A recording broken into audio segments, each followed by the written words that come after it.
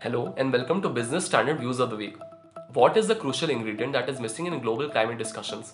How can the government's National Monetisation Pipeline venture succeed? And what role does economic performance play in Indian politics? Subscribe to Business Standard and read this week's top opinion pieces to find out. We begin with a thought-provoking piece on global warming and climate change. Climate change is the most pressing challenge facing humanity. The developed nations of the world have answered with a net zero carbon emission commitment for 2050. China has responded with a similar commitment for 2060, and now India is under pressure to announce its net zero commitment. However, in his latest column, Nitin Desai explains why getting to net zero by some target date will not be enough. He identifies the crucial ingredient that is missing in global climate discussions at present, and in doing so, outlines a sort of coherent program of action that India and every country in the world needs. Staying on with the theme of combating climate change, a lot more indeed needs to be done to avoid the most serious outcomes of a warming planet. With that in mind, ensuring that middle income, coal dependent economies get the money they need to transition to a greener future remains a challenge. Vandana Gombar's latest column highlights a novel idea that was recently floated to address this very issue. It also identifies the important topics of discussion that could be taken up at the upcoming COP26 climate meeting in Glasgow. If we are to survive climate change, all countries will have to continue setting ambitious emission reduction targets and meet them too. Speaking of ambitious targets, the government's 6 trillion rupee National Monetisation Pipeline or NMP is ambitious to say the least. In his latest column, Jaimini Bhagwati outlines how the government should go about realizing the said ambition. While he identifies the course of action that he feels should be given higher priority than the NMP, Bhagwati also tries to help the government by pointing out the two crucial challenges that need to be addressed if the NMP is to achieve even partial success. Last but not least, he also outlines a relatively easy way for the government to raise revenues. Time alone will tell whether the NMP will succeed or not. In the meantime, there are other policy priorities that need urgent attention. Finance Minister Nirmala Sitharaman recently said that India needed 4 or 5 banks of State Bank of India's size. But how likely is the government to succeed in its goal of creating scale?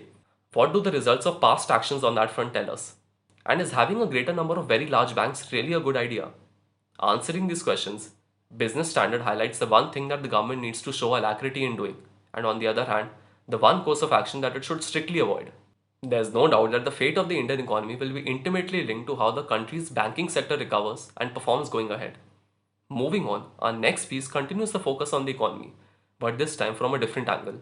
The price of Brent crude recently touched a 3-year high of $80 per barrel, and it is expected to remain elevated in the coming months. In fact, Goldman Sachs expects Brent prices to go up to $90 per barrel by the end of 2021. Against this backdrop, Business Standard unpacks the likely impact on the Indian economy.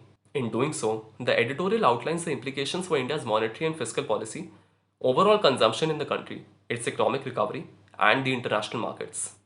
Hopefully, India's economic recovery will pick up pace and the predictions of 7% growth going forward will come true. But for now, we move from policy discussions to politics. From the BJP's Narendra Modi and Yogi Adityanath to now Amarinder Singh and the opposition's Mamta Banerjee.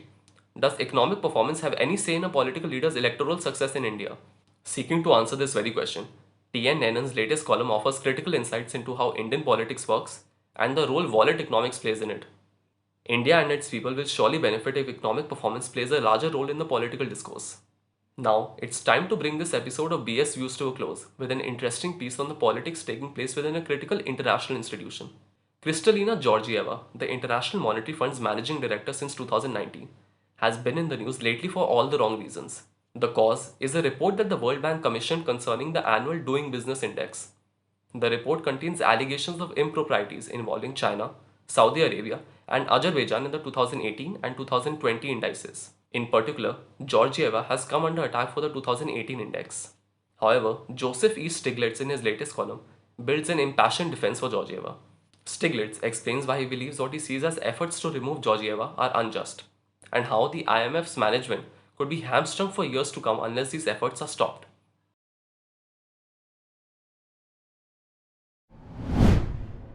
If you like this video, share it and subscribe to Business Standard.